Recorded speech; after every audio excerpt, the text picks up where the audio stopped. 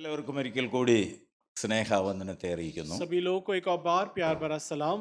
നമുക്ക് ഇന്നത്തെ ചിന്തയ്ക്കായിട്ട് आज के मनन के लिए ലൂക്കോസിന്റെ സുവിശേഷം 22-ാം അധ്യായം लूका सुसमाचार 22वां अध्याय അതിന്റെ 7-ാമത്തെ വാക്യം വായിക്കാം. 7वां कलम हम पढ़ेंगे।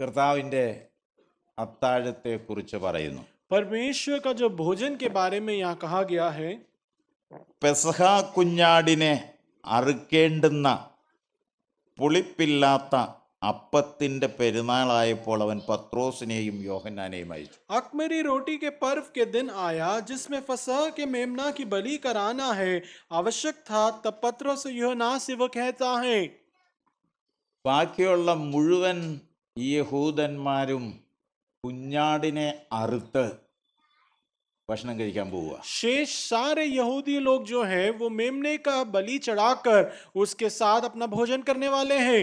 പക്ഷേ ഇവിടെ ഒരാടിനെ അറുക്കുന്ന കാര്യമൊന്നും നമ്മൾ लेकिन വായിക്കുന്നില്ല. यहाँ पे कोई इस समान के एक भेड़ या बकरी की बलि चढ़ाने की बात नहीं पढ़ते।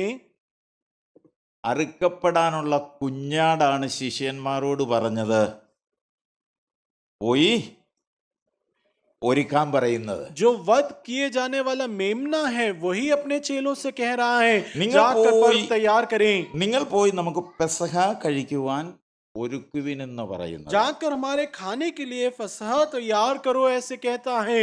ഒന്ന് കൊരിന്ത്യർക്ക് എഴുതിയ 1-ാം ലേഖനം 5-ാം അധ്യായം पहला कुरिन्ती के 5वें अध्याय അതിന്റെ 7-ാമത്തെ വാക്യം തൊട്ട് നമുക്കൊന്ന് വായിക്കാം. इसके 7वें कलम से हम पढ़ेंगे। അല്ല 6 തൊട്ട് 6 വായിച്ചാൽ से पढ़ ले।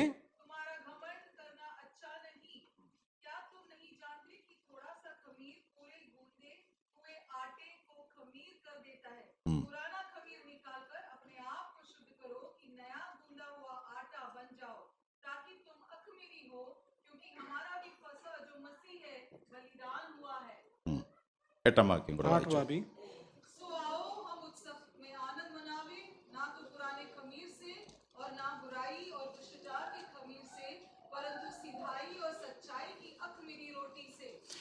പെസഹ കുഞ്ഞാടിനെ അറുക്കേണ്ടുന്ന പുളിപ്പില്ലാത്ത അപ്പത്തിന്റെ പെരുന്നാളിൽ പെസഹ ഒരുക്കാൻ ശിഷ്യന്മാരെ പറഞ്ഞു വിടുന്നു. और फसह के पर्व में जो अख़मीरी से बनी हुई रोटी है उसके लिए चेलों को वहां भेजा जा रहा है कि वो तैयार कर पाएं।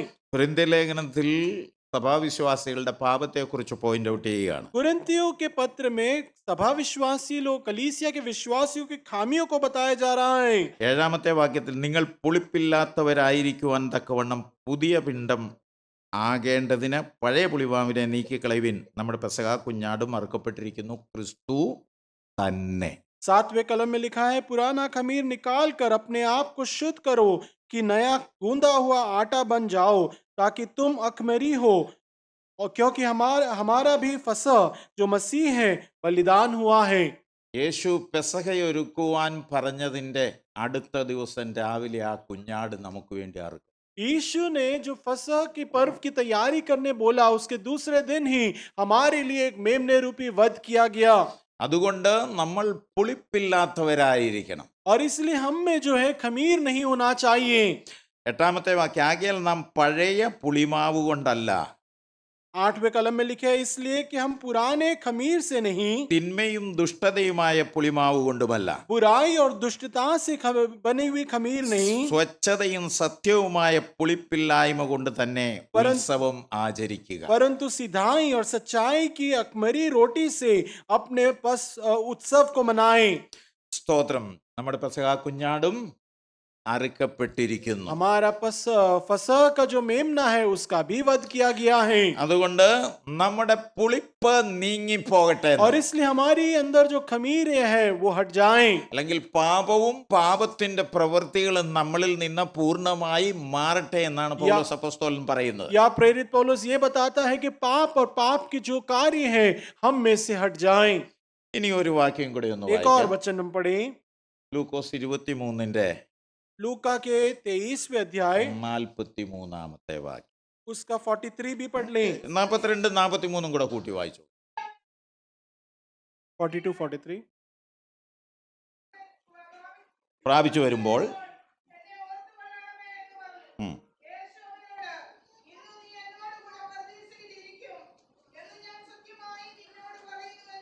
तब उसने कहा, हे यीशु, जब तू अपने राज्य में आएगा तो मेरी स्तुति लेना. उसने उससे कहा, मैं तुझसे सच कहता हूँ कि आज ही तू मेरे साथ स्वर्गलोक में होगा. പിന്നെ അവൻ യേശുവേ, നീ രാജത്വം പ്രാപിച്ചു വരുമ്പോൾ എന്നെ ഓർത്തുകൊള്ളണമേ എന്ന് പറഞ്ഞു. तब उसने कहा, हे यीशु, जब तू अपने राज्य में आएगा तब मेरी भी स्तुति लेना. അവനൊരു കാര്യം മനസ്സിലായി. उसे एक बात समझ आया, എന്റെ കൂടെ ക്രൂശിൽ കിടക്കുന്ന ഈ മനുഷ്യൻ ഭാവിയിൽ രാജാവായിട്ട് വരും. मेरे साथ जो क्रूसित हुआ ये मनुष्य है भविष्य में एक राजा रूपी बनकर आएगा. അന്നേരം എന്നെ കൂടെ ഒന്ന് ഓർക്കണമെന്നാ तब പറയുന്നത്. मेरी भी स्तुति लेना ये कहता है. എന്നാൽ ഇപ്പോൾ ഈ ക്രൂശിൽ നിന്ന് ഇറങ്ങുമ്പോൾ എവിടെ പോകുമെന്നറിയില്ല. लेकिन अब इस क्रूस में से मैं निकलूंगा तो कहां जाऊंगा मैं नहीं जानता. അല്ലെങ്കിൽ അവന് അവിടെ മരണം സംഭവിക്കുമ്പോൾ അടുത്തത് എന്താകും എന്ന് അവന് തിരിച്ചറിവില്ലെന്ന് या എനിക്ക് उसका തോന്നുന്നു. वहां मृत्यु होगा तुरंत उसके साथ क्या होने वाला है उसे नहीं पता. അതുകൊണ്ടാണ് പറഞ്ഞത് നീ രാജാവായിട്ട് വരുമ്പോൾ എന്നെ ഓർക്കണമെന്ന്. इसलिए तो कहते हैं कि जो राजा बनकर आएगा तब मेरी स्तुति लेना. ലോകത്തിലെ മനുഷ്യന്റെ ഗതി ഇതാ. संसार के लोगों की गति यही है. ഇപ്പോൾ എന്ത് സംഭവിക്കുമെന്നറിയില്ല. अब क्या होगा उसे नहीं पता है. ഭാവിയിലും എന്താകുമെന്നറിയില്ല. भविष्य में क्या होगा वो भी नहीं पता. ഇവിടെ ഇരിക്കുന്ന നമുക്കെല്ലാവർക്കും ഇപ്പോൾ എന്ത് സംഭവിക്കുമെന്നറിയാം. अब यहाँ हम जो बैठे हमें पता है कि अब क्या होगा. ഭാവിയിലും എന്താകുമെന്നറിയാം. भविष्य में क्या होगा वो भी हम जानते हैं. എന്നാൽ ഇപ്പോഴുള്ളതും വരുവാനുള്ളതും അറിയാവുന്ന ഒരുവനാണ് രണ്ടുപേരുടെ നടുവിൽ लेकिन തൂങ്ങിക്കിടക്കുന്നത്. अब जो होने वाला है आगे जो होने वाला है जानने वाला ही व्यक्ति देखो दो के बीच में टंगा हुआ है. നമ്മെ രക്ഷിച്ചത് നമ്മുടെ വീണ്ടെടുപ്പുകാരൻ. സ്തോത്രം. കഴിഞ്ഞുപോയതും ഇപ്പോഴുള്ളതും വരുവാനുള്ളതും അറിയുന്ന സർവജ്ഞനായ ദൈവത്തിന്റെ പുത്രനാണ്. हमारे उद्धार जिसने दिया है वो जानता है कि कल क्या हुआ आज क्या होगा भविष्य में क्या होगा. वो सर्वज्ञानी भी है. ക്രൂശിൽ കിടക്കുന്ന യേശുവിന് നിരാശപ്പെടേണ്ട യാതൊരു ആവശ്യവുമില്ല. क्रूस में टंगा हुआ यीशु को निराशित होने का कोई कारण ही ഒരു नहीं. മനുഷ്യൻ എന്ന നിലയിലാണ് ഞാനത് പറയുന്നത്. एक मनुष्य रूपी मैं ये कहता हूँ കാരണം താൻ മരിച്ചാൽ എങ്ങോട്ട് പോകുന്നു എന്ന് കൃത്യമായിട്ട് തനിക്കറിയാം. क्योंकि वो स्पष्ट जानता है कि मरेगा तो कहाँ जाएगा. ദാവീദും ആ കാര്യം 16-ാം സങ്കീർത്തനത്തിൽ പ്രവചന രൂപേണ പറഞ്ഞത്. दाऊद भी भजन संहिता 16 में भविष्यवाणी रूपी यही तो कहता है. നിന്റെ പരിശുദ്ധനെ ദ്രവത്വം കാണുവാൻ സമ്മതിക്കുകയില്ല. तू अपने पवित्र भक्तों को सड़ने नहीं देगा. തന്റെ ഇടവും വലവും കിടക്കുന്ന കള്ളന്മാർ ദ്രവത്വം പ്രതീക്ഷിച്ച് അവിടെ തൂങ്ങിക്കിടക്കുന്നവരാണ്. अपने आजू बाजू जो चोर टंगे हुए हैं वो तो सड़ने की बातें देख कर बैठे हैं. എന്നാൽ ദ്രവിച്ചു പോകുന്ന രണ്ടു മനുഷ്യരുടെ നടുവിൽ ദ്രവത്വം പ്രാപിക്കാത്ത ഒരുവൻ ജീവനെ വെടിയാൻ लेकिन കിടക്കുകയാണ്. दो व्यक्ति जो सड़ने वाले उनके बीच में जो जीवन को प्राप्त करने वाला व्यक्ति टंगा हुआ है. പാതാളത്തെയും മരണത്തിനും കീഴ്പ്പെടുത്തുവാൻ കഴിയാത്തവനാണ് രണ്ടുപേരുടെ നടുവിൽ കിടക്കുന്നത്. अधोलोक और मृत्यु जिसे अधीन न कर पाए ऐसा ही व्यक्ति देखो दो के बीच में टंगा है. അതുകൊണ്ട് ഏതേലും വിഷയത്തിൽ നിങ്ങളുടെ ഹൃദയത്തിൽ ഭയമുണ്ടെങ്കിൽ ഭയപ്പെടരുത്. और इसलिए आपके हृदय में कोई भी विषय में भय है तो आप भयभीत ना होना. ആരാണ് നമ്മളെ രക്ഷിച്ചത്? किसने हमें उद्धार बचाया है. പാതാളത്തെയും മരണത്തെയും ഭയപ്പെടാതെ അതിന്റെ മേൽ ജയോത്സവം കൊണ്ടാടിയവനാണ് നമ്മെ വീണ്ടെടുത്തിരിക്കുന്നത്. अधोलोक और मृत्यु के ऊपर बिना भय जिसने जयवंत हुआ है उसी ने हमारा उद्धार किया है. രോഗത്തിനോ ദുഃഖത്തിനോ बीमारी हो या दुख ഏതിനാ हो നമ്മെ തളർത്തി കളയുവാൻ സാധിക്കും? किस बात से वो हमें हरा सकता है. പാപമൊഴികെ സകലത്തിലും നമ്മെ പോലെ പരീക്ഷിക്കപ്പെട്ടവനാണ് നമ്മുടെ पाप വീണ്ടെടുപ്പുകാരൻ. रहित सारी बातों में हमारे समान ही जिसकी परीक्षा ली गई है वही है. അവനാണ് നമ്മുടെ സൗഖ്യദായകൻ. वही हमारा चंगाई दाता है. അവനാണ് നമ്മുടെ वही വീണ്ടെടുപ്പുകാരൻ. हमारा उद्धार करता അവനാണ് है. നമ്മുടെ പാപത്തിന്റെ वही മോചകൻ. हमारा पाप से छुटकारा देता है. ഇവൻ പറയുകയാണ്, എന്നെ കൂടെ അവിടുന്ന് രാജാവായി വരുമ്പോൾ എന്നെ കൂടെ ये ഓർത്തുകൊള്ളണമെന്ന്. कहता है कि तू राजा बनकर आएगा तब मेरी भी स्तुति लेना. ജീവൻ വെടിഞ്ഞാൽ താൻ എങ്ങോട്ട് പോകുമെന്ന് യേശുവിന് കൃത്യമായിട്ട് അറിയാമായിരുന്നു. जीवन चला जाएगा तो कहां जाएगा यीशु बड़े स्पष्ट से जानता था. ഒരു സംശയവും കൂടാതെ യേശു അവനോട് പറഞ്ഞു, कोई संदेह बिना यीशु से कहता है, രാജാവായിട്ട് വരുമ്പോഴല്ല ഞാൻ നിന്നെ ഓർക്കാൻ പോകുന്നത്, राजा बनकर आऊंगा तब मैं तुझे स्मरण नहीं करूंगा, ഇപ്പോൾ തന്നെ ഞാൻ നിന്നെ ഓർക്കുകയാണ്. अभी मैं तुझे स्मरण कर लेता हूँ. ഇന്നു നീ എന്നോടുകൂടെ പറുദീസയിലിരിക്കും. आज तू मेरे साथ स्वर्गलोक में होगा. അവന് പറുദീസയിൽ പോകുന്ന പ്രതീക്ഷയില്ലാത്തവനായിരിക്കാം. उसे आशा ही ना होगा कि वो स्वर्गलोक जाएगा, പക്ഷെ എന്നെ ഓർക്കണമെന്ന് പറഞ്ഞത് കൊണ്ട് क्योंकि मुझे स्मरण करना ये कहा इसलिए യേശു അവനോട് പറയുകയാണ്, यीशु से कहता है, ഇന്നു നീ എന്നോടുകൂടെ പറുദീസയിലിരിക്കും. आज तू मेरे साथ स्वर्गलोक में होगा. ഞാൻ പറയുകയാണ്, അവർ രണ്ടുപേരും കൂടെ ഒരുമിച്ചായിരിക്കാം मैं പറുദീസയിലേക്ക് कहता हूँ പോയത്. कि वो दोनों शायद एक साथ ही स्वर्गलोक की ओर गए होंगे. അവരുടെ കാല ഓടിച്ച എടുത്തതായിട്ട് നമ്മൾ കാണുന്നുണ്ട്. उनके കള്ളന്മാരുടെ पैर तोड़कर निकाला गया चोरों के बारे में हम जानते കാൽ हैं. ഓടിക്കുന്നതിന് മുൻപേ യേശു മരിച്ചുപോയി. और पैर तोड़े उससे पहले यीशु मर गया. അവന്റെ അസ്ഥികളൊന്നും തകർക്കപ്പെടുകയില്ല എന്ന പ്രവചനത്തിന്റെ അപൂർത്തീകരണം. भविष्यवक्ता ने जिस समान भविष्यवाणी दी उसकी पूर्तिकरण में उसके एक भी हड्डी ना ഒരുപക്ഷെ टूटेगी. ഞാൻ ഇങ്ങനെ കരുതുകയാണ്, हो सकता है मैं ऐसे सोचता हूँ, അവന്റെ കാൽ ഓടിക്കുന്നത് വരെ, उसके पैर तोड़े उस समय तक, യേശുവിനെ ഏറ്റുപറഞ്ഞവന്റെ കാൽ ഓടിക്കുന്നത് വരെ, यीशु को जिसने कबूला उसके पैर അവന്റെ तोड़े तब ജീവൻ तक, ശരീരത്തിൽ നിന്ന് വേർപിരിയുന്നത് വരെ, उसका जीवन उसके शरीर को छोड़े उससे पहले അവന്റെ ജീവനും ആത്മാവും വരുവാൻ യേശു അപ്പുറത്ത് മാറി നിന്നിട്ടുണ്ടായിരിക്കുമെന്ന് എന്റെ यीशु പ്രതീക്ഷ. शायद उस कोने में खड़ा होगा कि इस चोर का जो है आत्मा और प्राण को स्वीकारे. അവന്റെ ജീവൻ വിട്ടപ്പോൾ അവനെയും കൊണ്ട് യേശു Amen. ജയാളിയായി പാതാളത്തിലേക്ക് പറുദീസയിലേക്ക് ഇറങ്ങി और പോവുകയാണ്. जब चोर ने अपने प्राण को त्यागा तब वो जयवंत होते हुए यीशु ने उसके आत्मा को लेते हुए स्वर्गलोक पहुंच गया. അങ്ങനെ പാതാളത്തിന്റെ മേലും മരണത്തിന്റെ മേലും യേശു ജയോത്സവം इसी കൊണ്ടാടി. समान अधोलोक और जब मृत्यु के ऊपर यीशु जयवंत हुआ,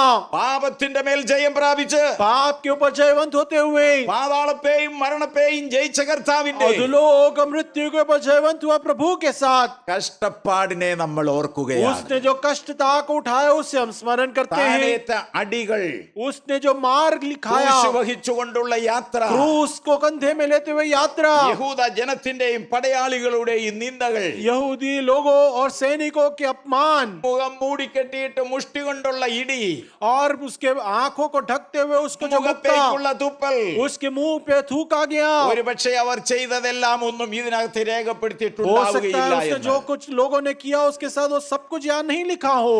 ആ കാര്യമാണ് നമ്മൾ ഇവിടെ ഒരു ബൺ മുറിച്ച് ആചരിക്കുന്നത്. और उन्हीं बातों को स्मरण करते हुए यहाँ एक रोटी को हम तोड़ते ഇത് हैं. ആചരിക്കുമ്പോൾ നമ്മുടെ ഹൃദയത്തിൽ ഒരു ഉറപ്പും ധൈര്യവും और ഉണ്ടാകണം. जब इस रोटी को तोड़ते तो हमारे हृदय में एक दृढ़ता और धैर्य धीरज होना है. എന്റെ ശരീരത്തിൽ നിന്ന് ജീവൻ വെടിഞ്ഞാൽ मेरे शरीर से अगर प्राण निकले, ഞാൻ എവിടേക്ക് പോകുന്നു എന്ന ഉറപ്പ് मैं നമുക്കുണ്ടായിരിക്കണം. कहां की ओर जाऊंगा इसका एक दृढ़ विश्वास होना है. അല്ല, ക്രിസ്തു വരികയാണെങ്കിൽ वरन क्रिस्तु पहले मसीह पहले आता है तो കാഹളത്തിങ്കൽ ഇവിടെ ഉപേക്ഷിക്കപ്പെടുകയല്ല. तुरही फूका जाएगा तो यहाँ त्यागा ना जाऊं. ഈ ഭൗമിക ശരീരത്തിന് രൂപാന്തരം വന്ന് ദൂത തുല്യമായി സ്വർഗത്തിലേക്ക് എടുക്കപ്പെടുമെന്നുള്ള ഉറപ്പ് നമ്മുടെ ये അകത്തുണ്ടാകും. भौतिक शरीर जो है इसमें रूपांतरण स्वर्गीय रूप स्वर्गदूतों के समान रूपांतरण होते हुए हम भी उठा लिए जाएंगे, ऐसी एक दृढ़ता होनी है. ഈ രണ്ടുറപ്പ് നമ്മുടെ ഹൃദയത്തിലില്ലെങ്കിൽ ये दो हौसले या दृढ़ता हम में ना हो तो ഇത് വെറും ഒരു റൊട്ടിയുടെ കഷണവും അല്പം ദാക്രസും മാത്രമായിരിക്കും. ये तो व्यर्थ में साधारण एक रोटी और दाखल रस जैसा हो गया. അപ്പോൾ എങ്ങോട്ടേക്ക് പോകുന്നു എന്ന ഉത്തമ ബോധ്യം നമുക്കുണ്ടാവണം. किधर की ओर हम जा रहे हैं उसका एक बड़ा स्पष्ट समझ हम में होना है. ദ്രവത്വമില്ലാത്ത സ്ഥലത്തേക്ക് ഞാൻ യാത്രയാകുമെന്ന ഉറച്ച വിശ്വാസം. जिस जगह में कोई सड़ता नहीं है उसी की ओर मेरी यात्रा है, ये दृढ़ विश्वास. ദ്രവത്വമുള്ള ശരീരം നമ്മൾ ഇവിടെ ഉപേക്ഷിക്കുകയാണ്. सड़ने वाले शरीर को तो हम यही त्याग देंगे അദ്രവത്വമുള്ളതിനെ നമ്മൾ പ്രാപിക്കുന്നു. और अनंत का जो शरीर है वो हम धारण करेंगे. നമ്മൾ വായിച്ച ആ രണ്ട് വാക്യം ഒന്നുകൂടെ വായിച്ച് നമുക്ക് हमने അവസാനിപ്പിക്കാം. जो पढ़ा वो वचन फिर से 22 पढ़े. 7 വാക്യം. 22 का 7वां कलम.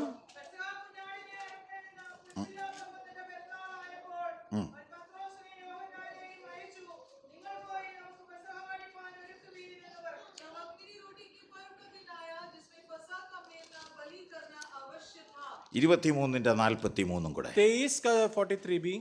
യേശു അവനോട് യേശു അവനോട്, ഇന്നു നീ എന്നോടുകൂടെ പറുദീസയിൽ ഇരിക്കും എന്ന് സത്യമായിട്ട് നിന്നോട് പറയുന്നു എന്ന് പറഞ്ഞു. ഇന്ന് നീ എന്നോടുകൂടെ പറുദീസയിൽ ഇരിക്കും എന്ന് ഞാൻ സത്യമായിട്ടും നിന്നോട് പറയുന്നു. यीशु से कहता है, मैं तुझसे सच कहता हूँ कि आज तू मेरे साथ स्वर्गलोक में होगा। യേശുവിൽ വിശ്വസിക്കുന്നവർക്ക് यीशु पे जो विश्वास करते हैं അവനോടുകൂടെ ഒരു വാസമുണ്ടെന്നുള്ളത് उसके साथ एक वास है। മാറ്റമില്ലാത്ത തിരുവചനത്തിന്റെ സത്യമാണ്. ये अटल परमेश्वर के वचन का सत्य है। ആ തിരുവചന സത്യം നമ്മുടെ ഹൃദയ ദൃഷ്ടികളെ वो പ്രകാശിപ്പിക്കട്ടെ. सच्चाई की बात हमारे हृदय को ज्वलंत करे। പ്രകാശനം പോരെങ്കിൽ കർത്താവിനോട് പറയുക, എന്നെ ഇനിയും പ്രകാശിപ്പിക്കണം. और अगर वो प्रकाश कम है तो आप प्रभु से प्रार्थना करें कि मुझे और प्रकाशित कर। കള്ളൻ എങ്ങോട്ട് പോകുന്നു എന്നറിയാതെയാണ് പറയുന്നത്. चोर कहाँ की ओर जा रहा है समझे भी ना പക്ഷേ അവനെ कहता है। കൊണ്ടുപോകുന്ന സ്ഥലത്തെ കുറിച്ച് യേശു അവനോട് കൃത്യമായിട്ട് लेकिन പറഞ്ഞു. उसे जहाँ लेके जा रहे हो उस जगह के बारे में यीशु बड़े स्पष्ट से कहता നിന്നെ है, അങ്ങോട്ടേലും കൊണ്ടുവിടുവല്ല, तुझे कहीं पे भी पहुंचाऊंगा नहीं, നിന്നെ കൊണ്ടേ ഞാൻ ഇന്ന് അങ്ങോട്ട് പറുദീസ तुझे പോകുന്നു. लेकर ही मैं स्वर्गलोक की ओर जाऊंगा। നമ്മുടെ കർത്താവ് അതുപോലെ നമ്മളോട് പറഞ്ഞിട്ടുണ്ട്. हमारे प्रभु ने वैसे ही हमसे भी ഞാൻ कहा है, പോയതുപോലെ തിരിച്ചു मैं വരും. जैसे गया हूँ वैसे ही आऊंगा। നമ്മളെ ചേർക്കുവാൻ അവൻ വേഗം വരുന്നു. हमें मिलाने के लिए शीघ्र वो आ रहा है। അതിനായിട്ട് നമുക്ക് ഒരുങ്ങാം. उसी के लिए हम तैयार हो ഈ जाएं। വചനങ്ങളാൽ കർത്താവ് നമ്മെ ധാരാളമായി इन वचनों के साथ प्रभु हमें निग्रहित करें।